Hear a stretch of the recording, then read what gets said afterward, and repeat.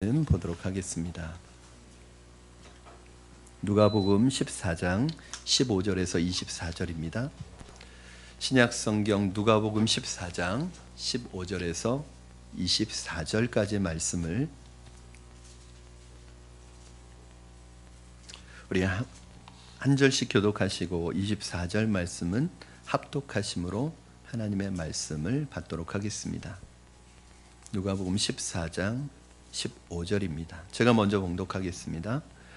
함께 먹는 사람 중에 하나가 이 말을 듣고 이르되 무릇 하나님의 나라에서 떡을 먹는 자는 복되도다 하니 이르시되 어떤 사람이 큰 잔치를 베풀고 많은 사람을 청하였더니 잔치할 시각에 그 청하였던 자들에게 종을 보내어 이르되 오소서 모든 것이 준비되었나이다 하매 다 일치하게 사양하여 한 사람은 이르되 나는 밭을 샀음에 아무래도 나가 보아야 하겠으니 청컨대 나를 양해하도록 하라 하고 또 한 사람은 이르되 나는 소 5겨리를 샀음에 시험하러 가니 청컨대 나를 양해하도록 하라 하고 또 한 사람은 이르되 나는 장가 들었으니 그러므로 가지 못하겠노라 하는지라.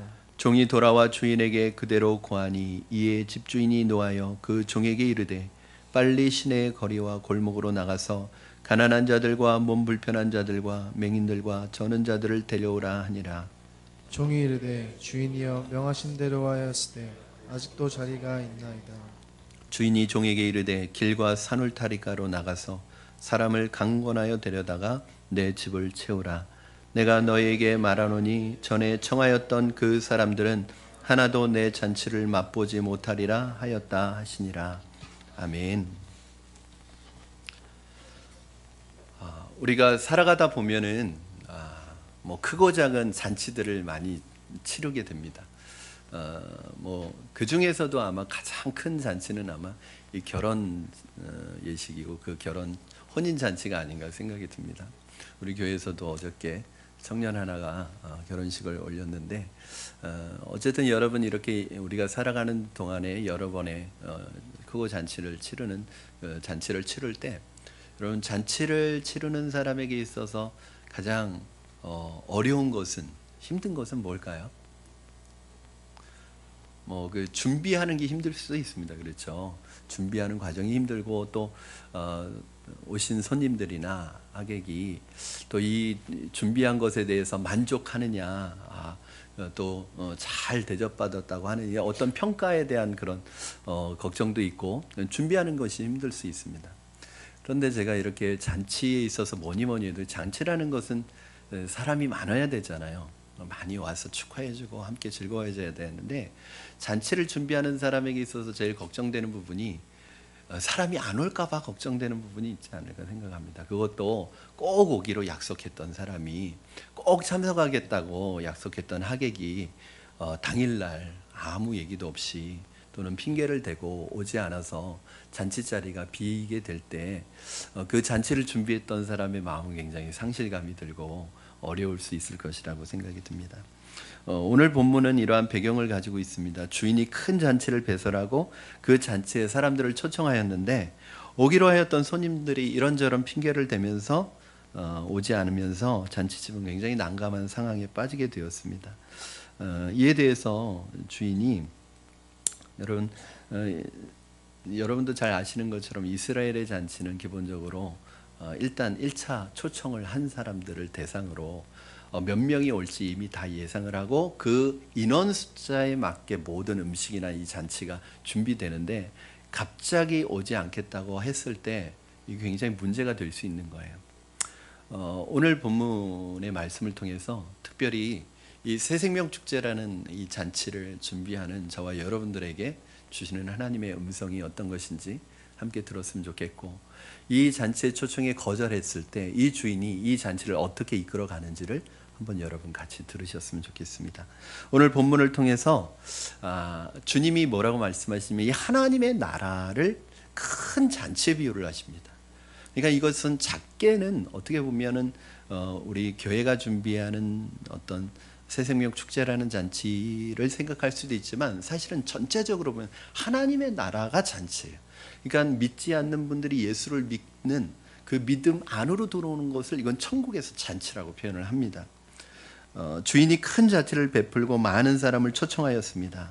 아마도 이들은 일단 초청을 받은 사람이, 그러니까 약속이라도 안 했으면 되는데 온다고 약속을 했던 사람이, 그리고 이분들에게 맞게 잔치를 딱 준비를 했습니다.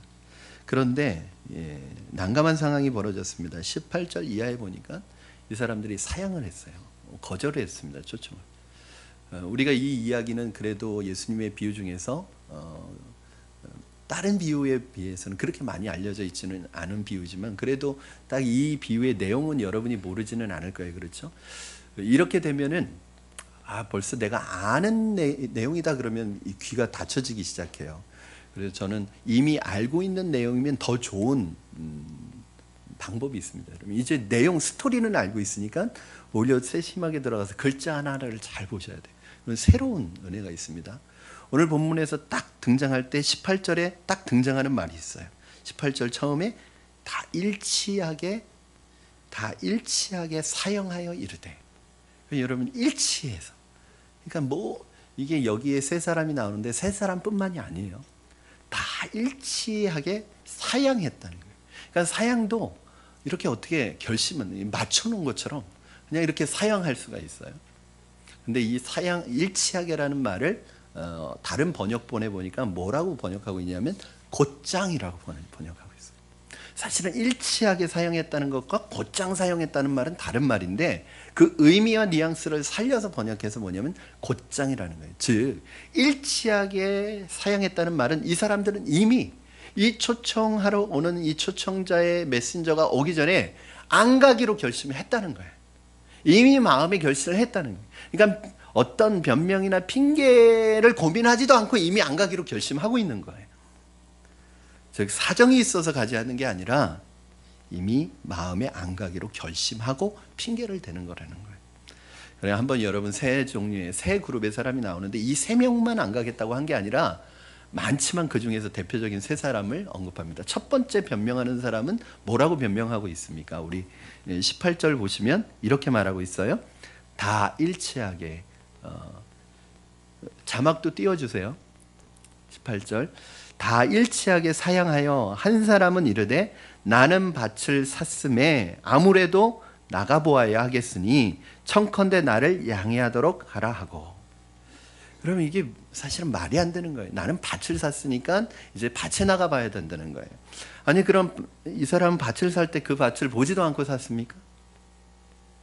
왜 그런데 또 그 밭을 지금 하필이면 이 시각에 나가봐서 봐야 되는 겁니까?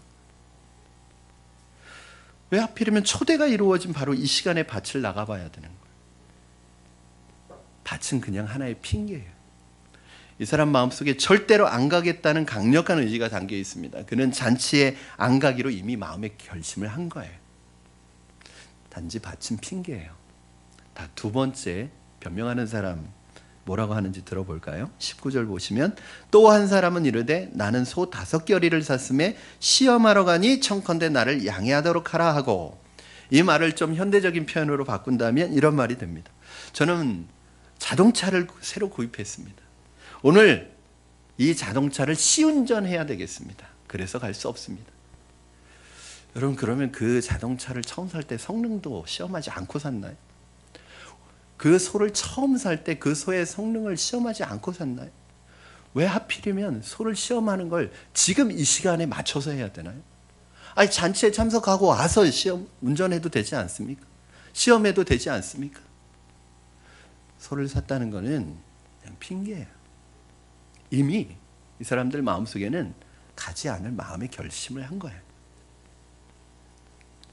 세 번째 사람은 뭐라고 핑계대나 보겠습니다. 20절 말씀 우리 한번 같이 읽어볼게요. 보겠습니다. 시작.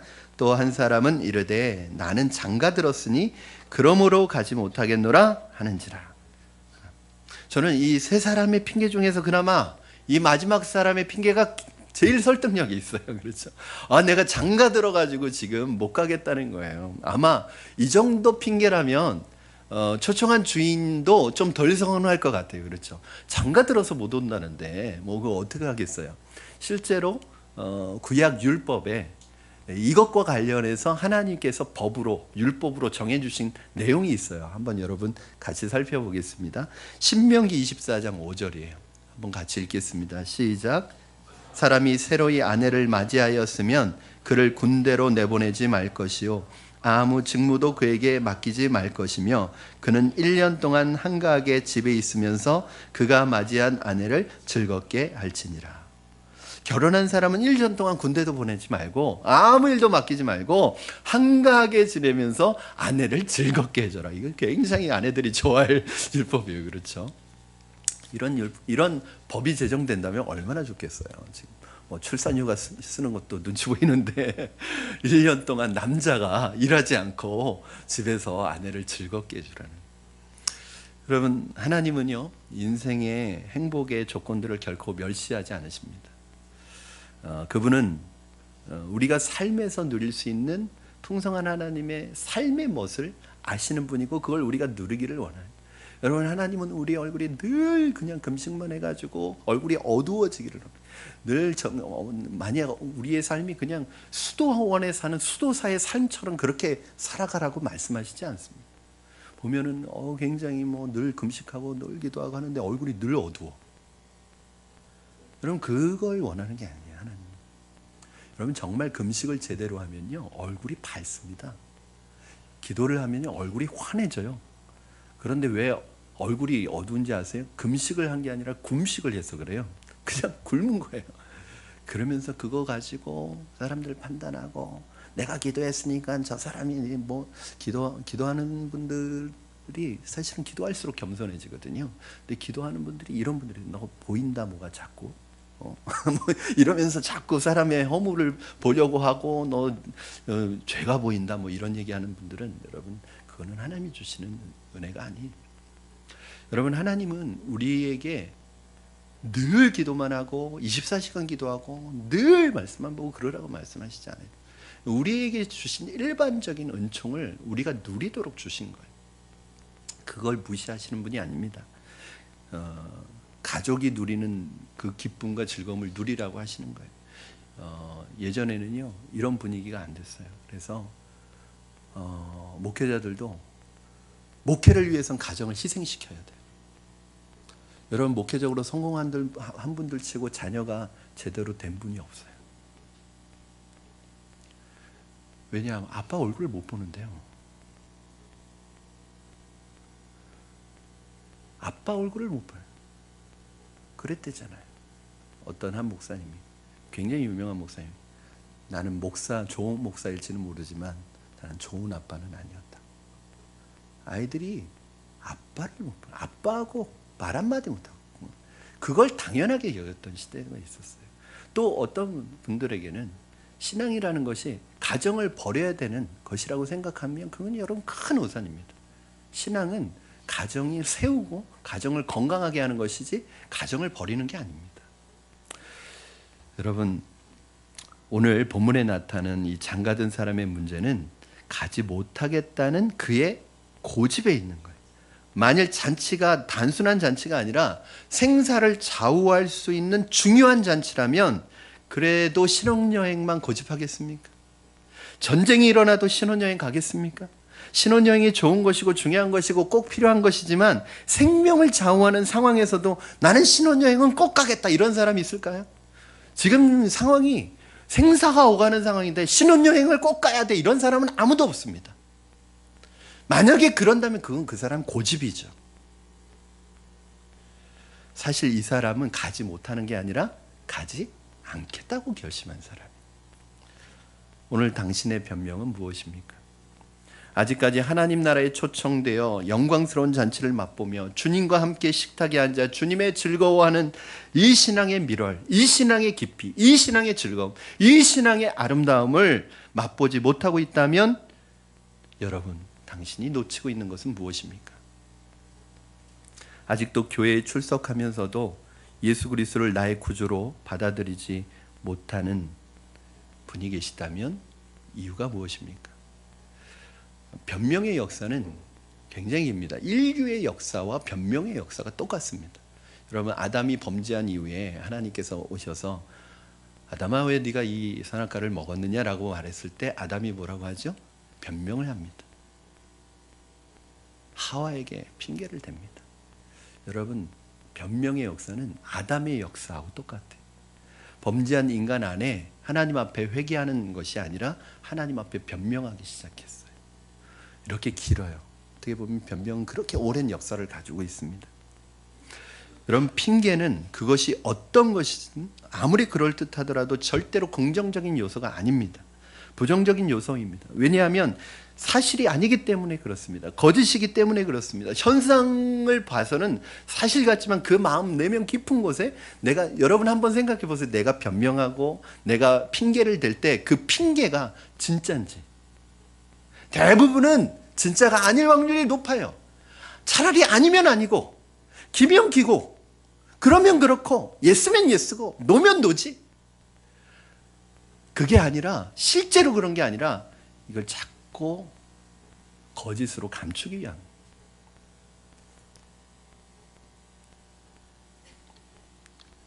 신앙생활하면서 제일 우리로 하여금 신앙의 힘을 잃어버리고 우리의 신앙의 성숙을 잃어버리고 성장하지 못하도록 만드는 게 뭐냐면 핑계예요.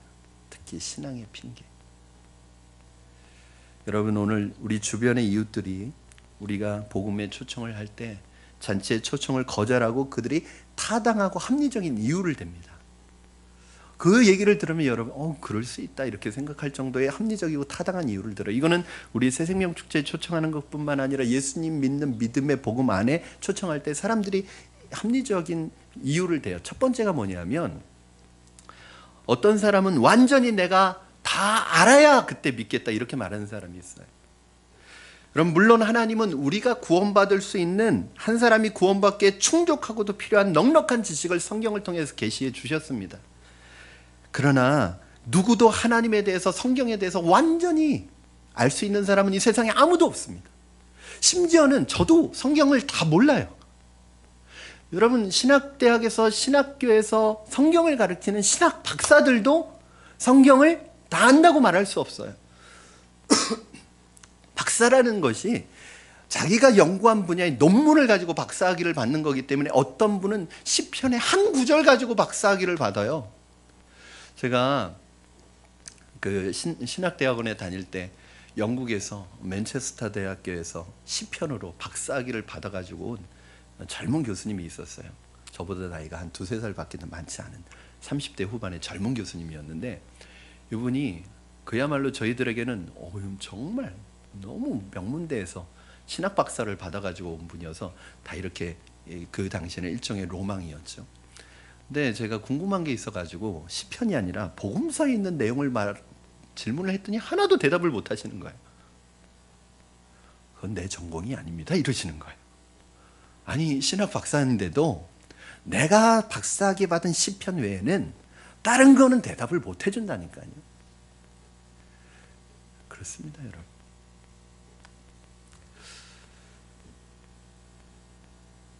우리가 머리가 아프고 두통이 있을 때 진통제를 먹은 적이 있을 것입니다.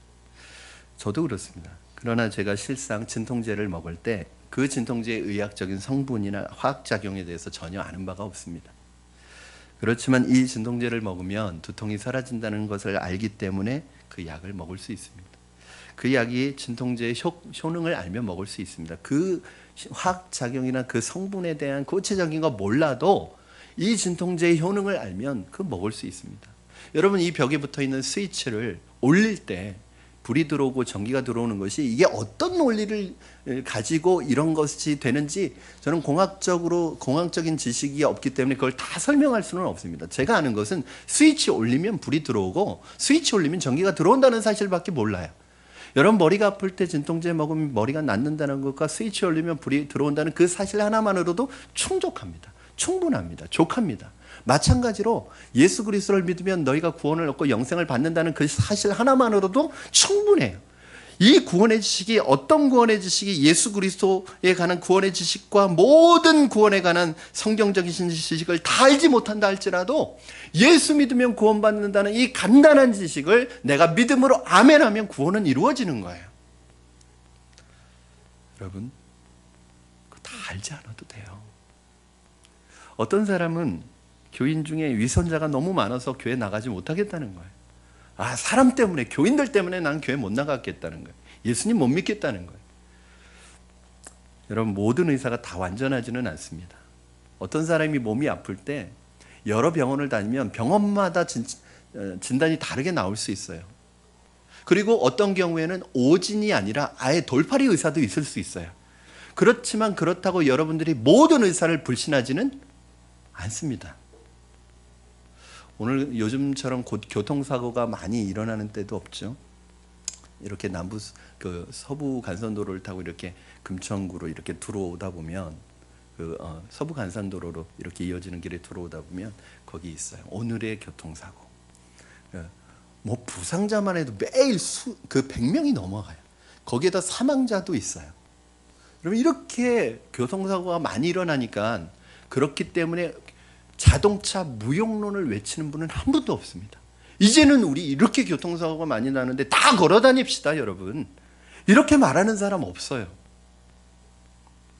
교인 중에 많은 위선자들이 있다는 사실이 내가 그리스도를 믿지 않아도 된다는 것을 말하지는 않습니다. 파스칼은 모든 시대의 구도자들이 기억해야 할 아주 중요한 말을 했는데, 이렇게도 이 세상에 종교적인 가짜가 많은가? 그 이유는 진짜가 있기 때문이다. 그런 말을 했습니다.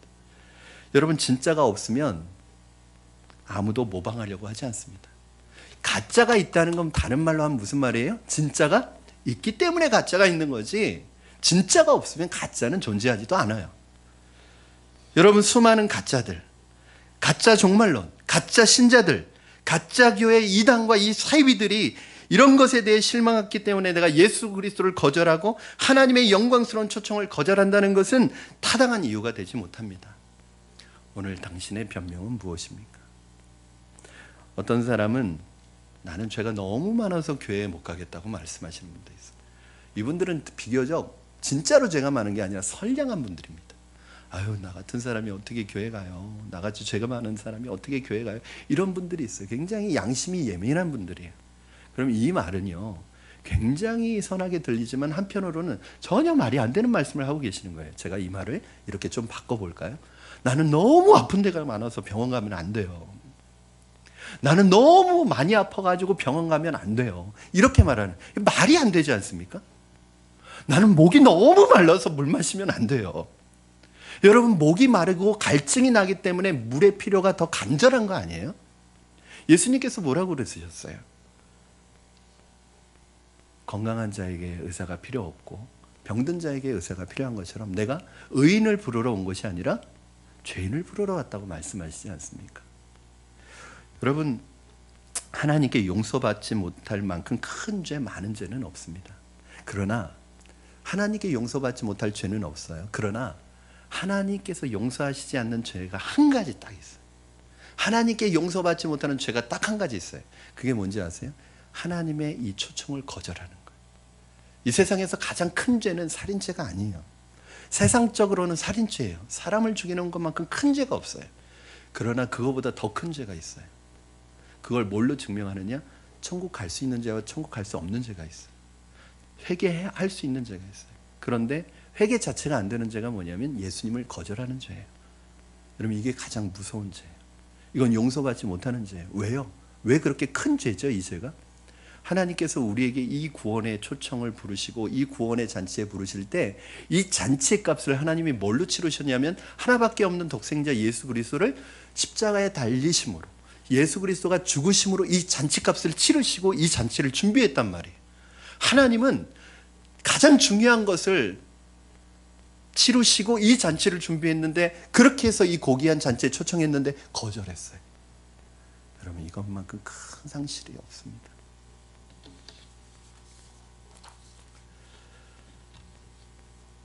우리 주변의 이웃들 가운데 나는 너무 바빠서 믿을 시간이 없다고 말하는 분이 있습니다. 오늘 본문의 이야기에 나타난 사람처럼 밭을 샀기 때문에, 소 5겨리를 샀기 때문에, 집을 샀기 때문에, 자동차를 샀기 때문에 그것들 돌아보기에 바쁘다고 말합니다. 현대인들은 집안일, 사업, 직장 때문에 바쁘다고 말합니다. 너무너무나 바쁜 삶을 살아가요. 그러나 아무리 바빠도 밥 먹을 시간은 냅니다. 아무리 바빠도 사업 때문에, 직장 때문에, 집안일 때문에, 어떤 일 때문에 아무리 바빠도 잠잘 시간은 냅니다. 아무리 바빠도 생존에 필요한 시간은 만들고 있습니다. 그런데 왜 영혼의 구원을 위해서는 시간을 만들지 못하고 있습니까? 어떤 농부가 그 유명한 세계적인 전도자인 빌리 그레이엄 목사님을 찾아와서 이런 질문을 던졌습니다. 목사님, 만일 소가 주일에 구덩이에 빠지면 목사님은 소를 건지시겠습니까? 아니면 교회에 가시겠습니까? 이렇게 질문을 했대요. 그랬더니 빌리 그레이엄 목사님이 이렇게 대답을 했답니다. 당연히 소를 건져야죠. 그러나 소가 계속 주일에 빠지면 그 소를 팔아치우겠습니다. 이렇게 얘기를 했대요. 이상하게 주일날만 일이 생겨요. 이상하게 주일날 바빠요. 21절에 보면 이에 집주인이 노하여 라고 기록하고 있습니다. 여러분, 성경은 하나님의 진노에 대해서 증언합니다. 사랑의 하나님이심으로 결국 모든 사람을 다 구원하실 것이라고 믿는 것은 주관적인 감상주의에 지나지 않습니다. 성경은 분명히 얘기하십니다. 하나님은 사랑의 하나님이다. 그러나 그 하나님은 공의의 하나님이고 심판의 하나님이다. 하나님의 이 위대한 초청에 거절하면 하나님께서 그거에 상응하는 대가를 치르게 하시는 거예요. 여러분, 우리는 너무 신앙생활하면서 사랑의 하나님만 붙들고 신앙생활해요. 우리가 어떻게 해도, 우리가 어떤 죄를 지어도, 우리가 어떻게 살아도 그냥 하나님은 다 봐주시고, 하나님은 다 눈 감아주시고, 하나님은 다 그냥 넘어가시는 하나님으로 생각하시면 안 됩니다. 그거는 우리가 하나님 이용하는 거죠.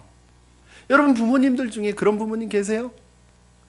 내 아이가 어떻게 살아도, 어떤 짓을 해도, 무슨 짓을 하고 살아도 그냥 다 괜찮다고 그러고, 그래 괜찮다고 그러고, 다 괜찮다고 그러고, 눈 감아주고, 다. 그런 부모님 계세요? 없잖아요. 물론 너무 또 공의의 하나님, 심판의 하나님만 붙들고 막 두려움 가운데 사는 것도 아니에요. 그러나 하나님이 우리를 사랑하시는 그 사랑은 예수 그리스도 독생자를 주셔서, 아낌없이 주셔서 우리를 그 사랑 안에 묻고 우리를 이끌어가는 그 놀라운, 사람 생각해 보시면 하나님의 사랑과 공의는 백지한장 차이예요. 왜? 공의도 사랑이고 사랑도 공의예요. 그렇죠?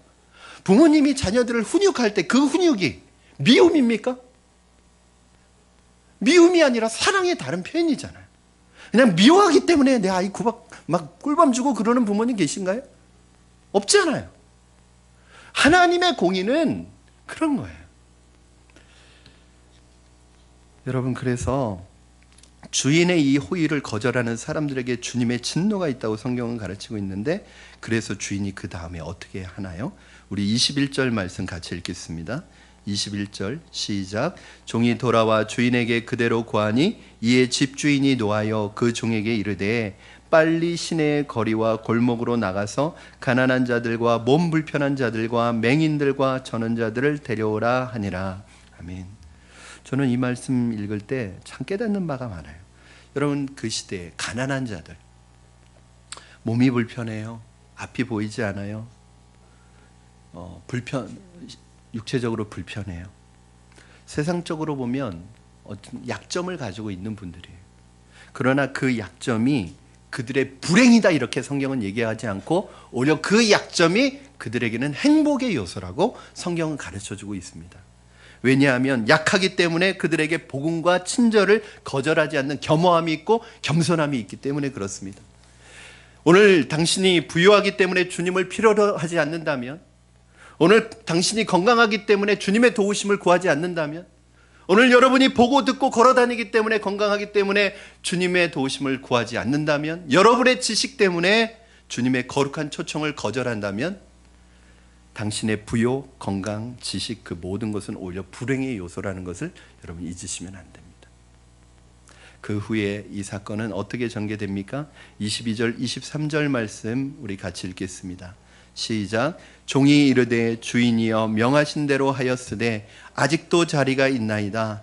주인이 종에게 이르되 길과 산울타리가로 나가서 사람을 강권하여 데려다가 내 집을 채우라. 주인이 어떻게 말합니까?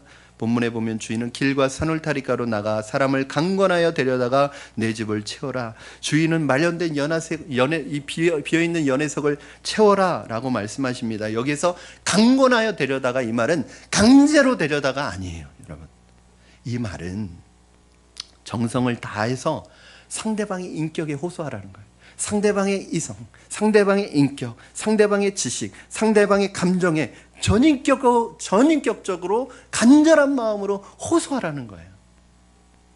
강제로 끌어다가 오라는 게 아니라, 강제로 끌어올려다가 막 싸우고 그러라는 게 아니에요. 그렇다고 이 말은 정말 그 상대방에게 그 사람의 전인격에 호소를 하라는 거예요. 마음을 담아서. 올래면 오고 말래면 막, 이게 아니란 말이에요. 우리 중에 그런 분들 계실 수 있어요. 에이, 뭐 너 올래면 와. 그런데 신기하게 그런 분이 와서 구원받는 경우도 있어요. 여러분, 여러분에게 있어서 이 구원이 정말 중요하게 느껴지시고 이게 내 인생의 가장 중요한 보물이라고 느껴지십니까? 그러면 여러분의 마음이 간절해질 거예요. 이 좋은 거 나 혼자만 알고 나 혼자만 가지고 있는 거 안타까운 마음이 생길 거예요. 어떻게 해서든 내가 아는 사람에게 한 사람이라도 더 알려주고 싶은 마음이 생길 거예요. 하나님의 나라에는 아직도 많은 자석들이 예비되어 있습니다. 요한복음 14장 2절 말씀해 보니까 내 아버지 집에 거할 것이 많도다. 주님의 나라, 주님의 잔치, 주님의 구원의 하늘나라에는 우리가 들어갈 자리가 너무너무나 많다는 거예요. 신천지에서는 구원받은 사람의 숫자를 14만 4천 명이라고 얘기합니다. 그러니까 14만 4천 명 안에 들어야 된다는 거예요. 야, 너 14만 4천 명 안에 못 들어. 그러면 이거 죽는 거예요, 그냥. 그러니까 그 14만 4천 명 안에 들려고 얼마나 이 사람들이 그냥 광신적으로 그 교주를 따르겠어요. 지금 14만 4천 명이 거의 다 됐을 거예요. 이제 넘으면 어떻게 할지 한번 기대해 보세요, 여러분. 뭐라고 그러는지. 또 아마 말 바꿀 거예요. 여러분, 이 잘못된 교리가 교회 안에도 들어와서 어떤 교회에서 이것을 목사님들이 배우고 있다는 거예요. 그러면서 뭐라고 그러냐면 그걸 가르치는 목사가 이렇게 얘기를 하는 거예요. 죄송합니다. 제가 그런 분에게 님자 붙이고 싶지 않아서 그래요. 그렇게 얘기하다는 거예요. 여러분 앞에서 말씀을 전하고 있는 나도 구원 못 받았을지도 모릅니다. 이렇게 하면서 가르친다는 거예요. 왜냐하면 14만 4천 명 안에 나도 못 들어갔을 거라는 거예요. 여러분, 제가 설교하면서 여러분 저 구원 못 받은 것 같아요. 여러분 제 설교 듣겠습니까?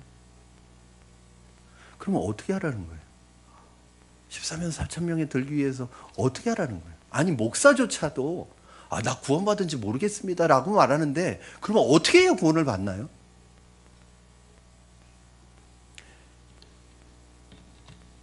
여러분, 하나님의 집에는요, 자리가 티오가 모자라서 못 들어가는 일은 없습니다. 믿으시기 바랍니다. 그런데 한 가지, 언제까지나 시간이 있지는 않습니다. 잔치가 시작되면 문은 닫히고 더 이상 들어갈 수 없을 때는 있습니다. 그분이 이 풍성한 자리를 예배하고 기다리고 계십니다. 이것은 당신을 위한 예비된 것입니다. 그리고 주님은 당신에 의해서 이 자리가 채워지기를 원하고 계십니다. 그 자리가 아무리 많이 예비되어 있어도 그 초청받은 기회는 영원히 주어지지 않습니다. 여러분, 마찬가지로 하나님은 오늘 주님의 교회가 많은 사람들로 채워지기를 원하십니다. 우리는 오늘 본문을 통해서 종들의 순종에 대해서 귀한 교훈을 얻습니다. 사실은 저는 이 비유를 할 때는 대부분은 주인과 그 청함받은 사람들의 반응이 메인 핵심이라고 생각하는데, 저는 오늘 여러분과 나누고 싶은 것은 이 세 번째입니다. 종들의 반응. 여러분, 이 종들이요, 얼마나 주님 앞에 순종을 하는지 보시기 바랍니다. 17절에 보면 큰 잔치를 배설하고 주인이 종들을 보냅니다. 그리고 종들이 나가서 뭐라고 외치냐면 오소서, 이렇게 얘기합니다. 오소서. 보냄을 받았어요. 여러분, 한번 퀴즈 하나 내겠습니다. 사도의 뜻이 뭘까요? 사도.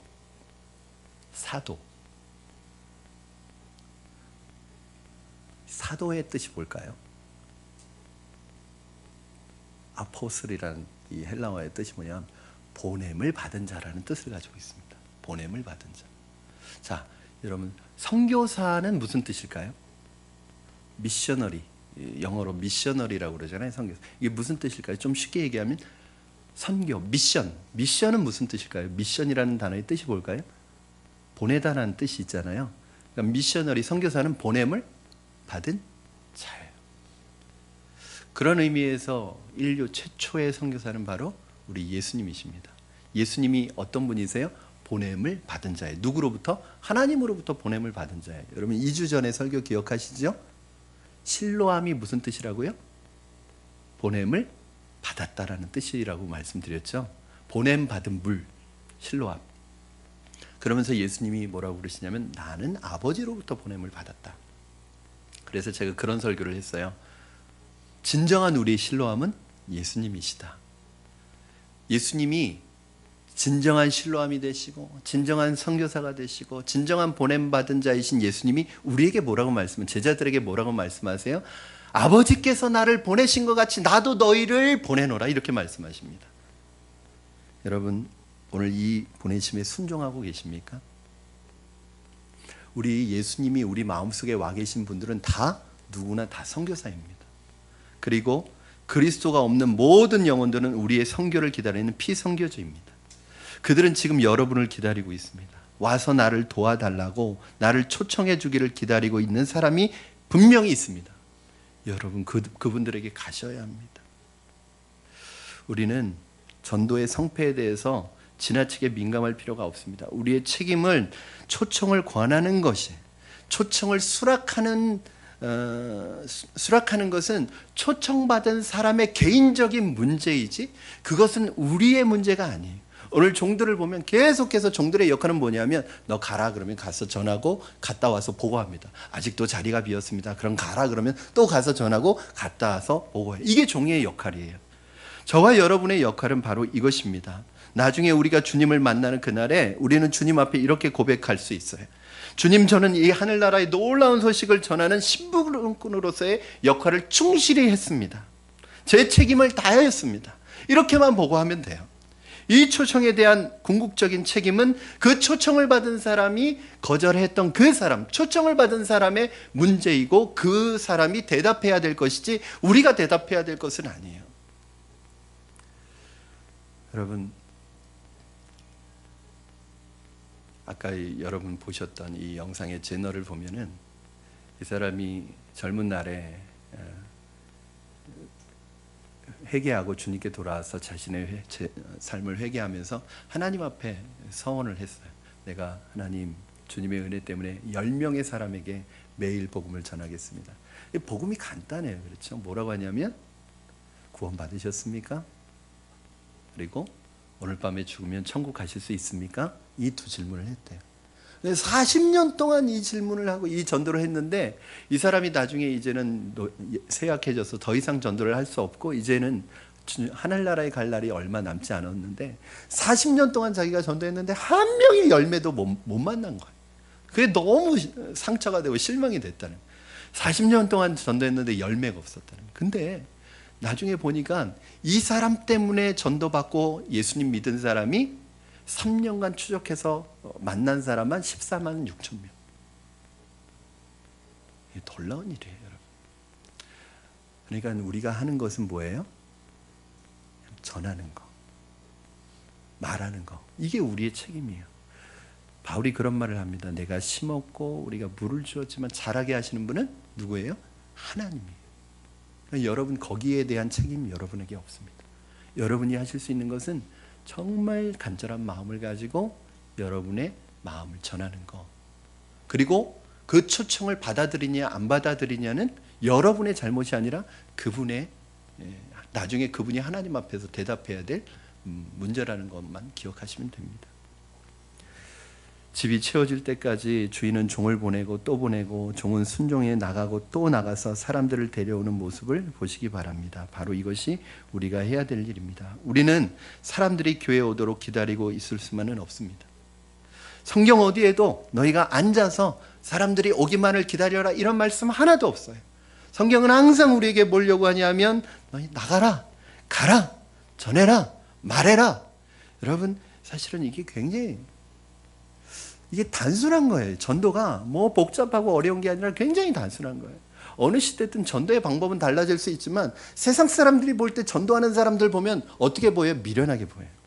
어리석게 보여요. 성경에서 뭐라고 그래요? 바울이 전도에 미련한 것을 사용해서 하나님이 구원 얻기를 원하신다는 거예요. 왜 그래요, 여러분?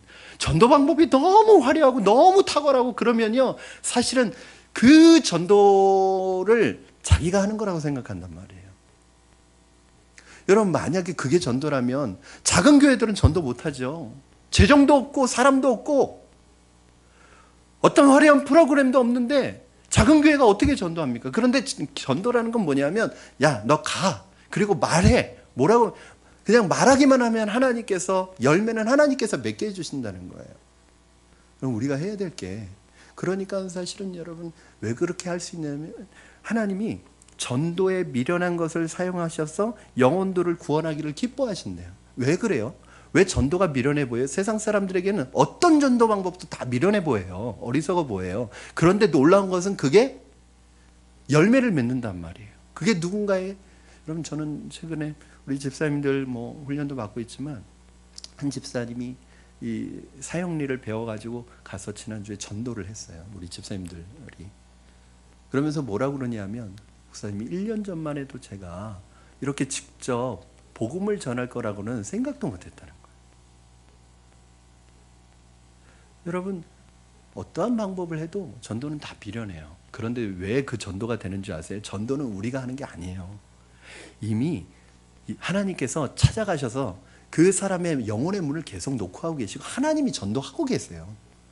우리는 뭐예요? 하나님이 하고 계시는 전도에 숟가락 하나 얹는 거예요. 그냥 초인종 하나 눌리는 거라고 생각하시면 돼요. 말 한마디 보태는 거라고 생각하시면 돼요. 이미 하나님께서 마음을 준비시켰는데 문제는 그것을 터뜨려주는 사람이 없으면 그 사람이 주님께로 나오지 않는단 말이에요. 그래서 우리를 사용하시는 것이고, 우리를 도구로 사용하시는 것이고, 우리를 메신저로 사용하시는 것이에요. 만약에 이 미련한 전도의 도구가 없으면 그 사람이 어떻게 하나님 앞에 나오겠어요? 여러분 한번 보십시오. 여러분 어느 날 자다가 갑자기 잠에서 일어나더니 나 오늘 교회 가야 돼. 그러고 나온 분 한 분도 안 계세요. 여러분에게 늘 하나님에 대한 마음은 있었지만 하나님의 노크 소리를 듣고 하나님이 나를 사랑하신다. 어느 날 보면 하나님이 계시는 것 같아. 이런 마음이 들지만 여러분이 스스로 교회 나오나요? 여러분 혼자 교회 나왔나요? 누군가 여러분을 터뜨려 준 사람이 있잖아요. 여러분을 인도해 준 사람이 있잖아요. 여러분에게 통로가 되고 길이 되어 준 사람이 있잖아요. 그 사람에게 있어서는 그 순간은 굉장히 미련해 보이고 굉장히 두려운 일이었지만 그렇게 해서 여러분들이 나온 거잖아요. 저도 제 친구가 저를 체육대회 초청해서 교회 나오기 시작했거든요.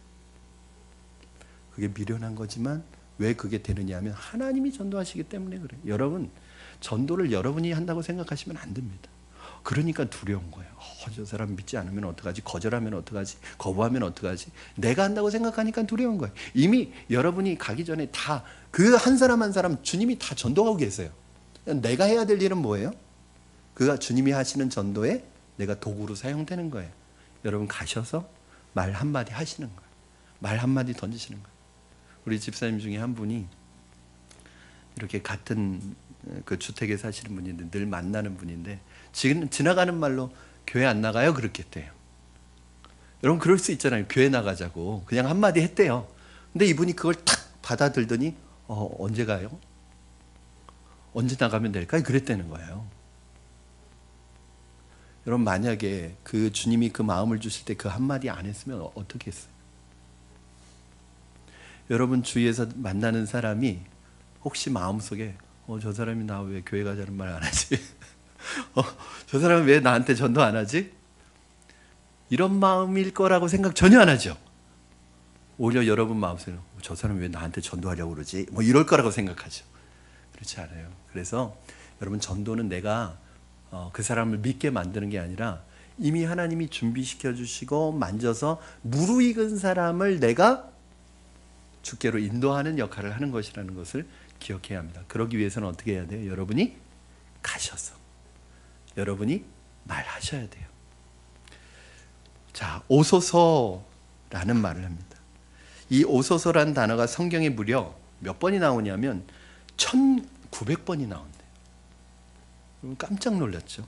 여러분 전혀 안 놀라시는 표정이지만 이 1900번이 오소서가 나온대요. 이제 여러분 성경을 읽을 때 오소서만 찾아서 읽어보세요.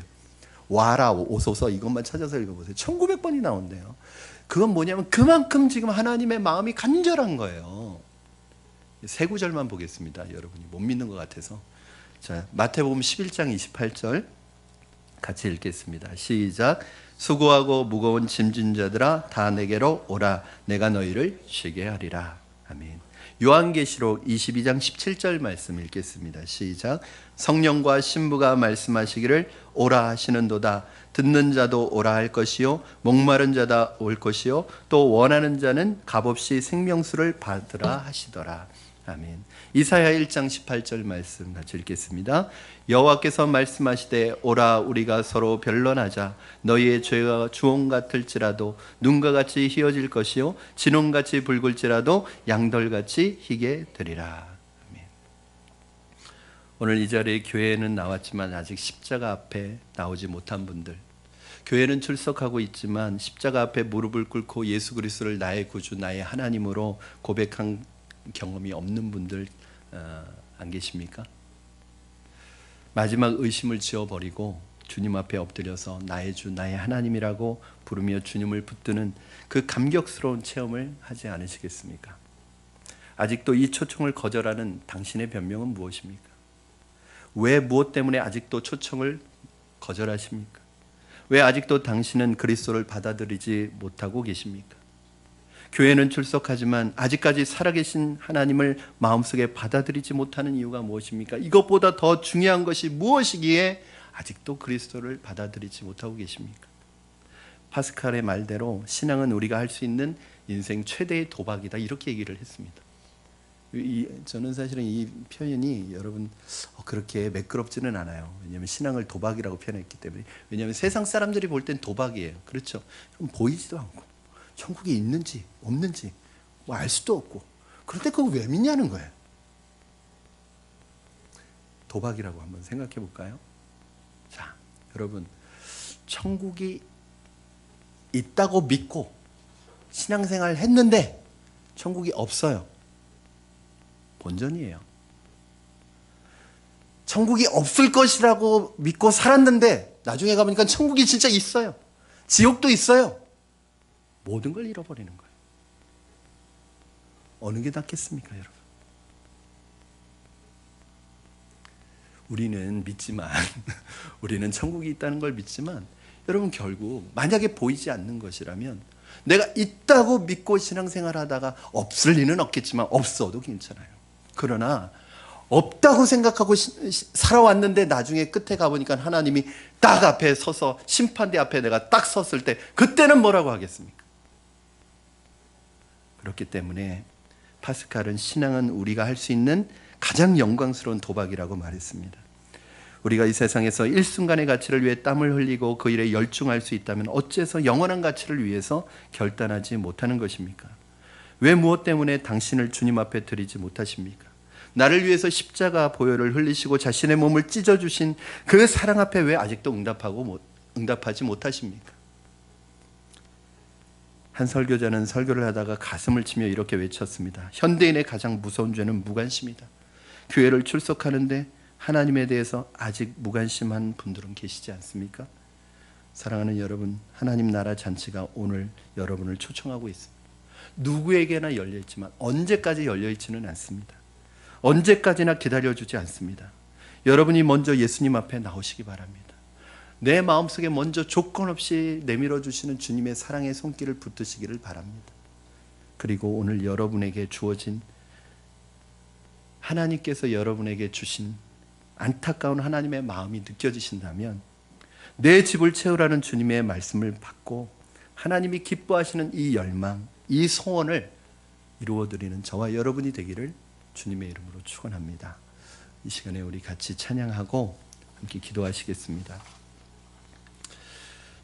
우리가 해야 되는 것은 우리의 발걸음을 움직여서 복음을 전하는 것 외에는 아무것도 없습니다. 이것이 가장 우리에게 주신 위대한 사명임을 기억하시면서 온 세상 위하여 나 복음 전하리 함께 찬양하겠습니다.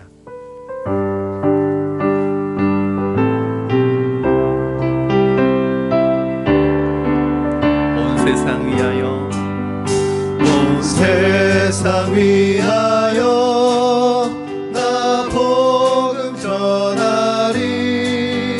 만 백성 모두 나와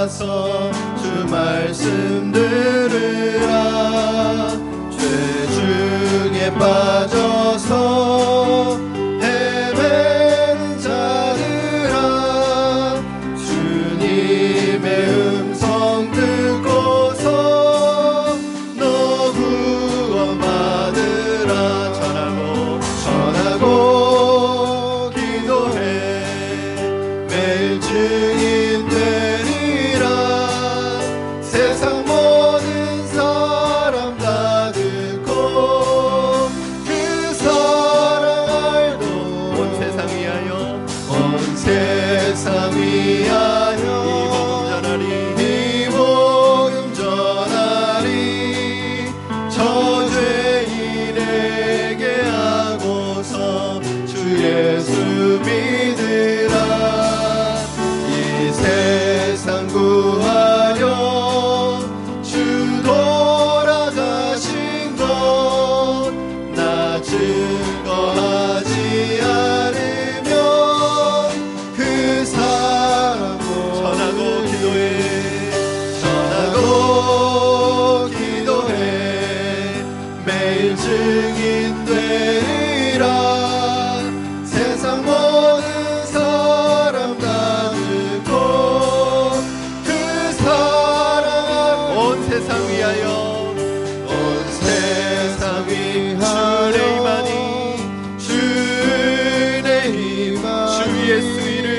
주 예수 이름 힘입어 이 복음 전하라. 먼 곳에 나가서 전하지 못해도 나 어느 곳에 있든지 늘 기도해. 아멘. 전하고 기도해 매일 증인 되리라. 세상 모든 사람 다 듣고 그 사랑을 알도록. 우리 이 시간에 오늘 주신 말씀 붙들고 간절한 마음으로 같이 기도하시겠습니다. 먼저 기도하실 때 여러분 혹시 내가 교회는 나오고 있지만 교회는 출석하고 있지만 아직 한 번도 예수 그리스도를 나의 영혼의 구주로 영접한 적이 없는 분들이 계시다면 오늘 하나님의 이 말씀의 초청 앞에 아멘으로 응답하시고 주님 내 안에 오시옵소서. 나를 만져주시옵소서. 나를 만나주시고 오늘 이 시간에 내 영혼이 구원받게 하여 주시옵소서. 주님 앞에 그렇게 간절하게 믿음으로 고백하시기 바랍니다. 오늘 우리 성도님들 가운데 주님께서 오늘 우리를 보내셨습니다. 전도는 내가 하는 게 아닙니다. 주님이 하시는 전도에 내가 도구로 쓰임받는 것이고 메신저로 우리가 통로로 쓰임받는 것이지 내가 하는 것이 아닙니다. 하나님, 내가 있는 그곳에서 걸어가게 하시고 내가 있는 그곳에서 내가 입술을 벌려 하나님 주님의 메신저 역할을 할 수 있게 하여 주시옵소서. 이 일이 오늘 주님이 나를 향하여 애타게 부르시는 주님의 부르심의 하나님 은혜인 것을 기억하고 하나님 오늘도 부르시는 그 사람들 그들을 내게 부탁하여 나를 통해서 인도하고자 하는 그 주님의 열망을 이루어드리는 우리가 될 수 있게 해달라고 우리 이 시간에 이 두 가지 놓고 또 함께 기도하겠습니다. 살아계셔서 역사하시는 하나님 아버지, 이 시간에 하나님 예수 그리스도를 구주로 영접하지 못한 분이 계시다면 오늘 그 예수 그리스도를 만나야 할 분이 계시다면 오늘 주님을 만날 수 있게 하여 주시옵소서. 오늘 이 시간에 주님의 이 말씀의 초청 앞에 아멘으로 화답하게 하시고 주님 오늘 내가 만나기를 원합니다. 주님 오늘 내 안에 오시옵소서. 나를 만져주시옵소서. 나를 만나주시옵소서. 하나님 내가 주님을 영접합니다 하는 그 영접판에 오늘 주님 응답하여 주시옵소서. 하나님 우리가 전도하는 것이 아니라 내가 하는 것이 아니라 주님이 하시는 전도에 내가 하나님 쓰임받는 것임을 기억하고 내가 도구로 쓰임받는 것임을 기억하고 우리 입술을 벌려 말할 수 있는 은혜와 용기를 허락하여 주시고 하나님 아버지 마음을 허락하여 주시옵소서. 역사하여 주시옵소서. 살아계신 하나님 아버지, 이 시간 하나님 교회에 나와서 함께 예배하지만 아직 예수 그리스도를 내 구주로 나의 주님으로 인격적으로 영접한 적이 없는 분들이 계시다면 오늘 이 말씀의 초청 앞에 아멘으로 화답하게 하시고 오늘 주님 믿고 싶습니다. 주님 내 안에 모셔드립니다. 내 주인이 되어 주시옵소서. 이렇게 믿음으로 고백할 때 하나님 믿음의 역사가, 구원의 역사가 한 분 한 분에게 이루어지게 하여 주시옵소서.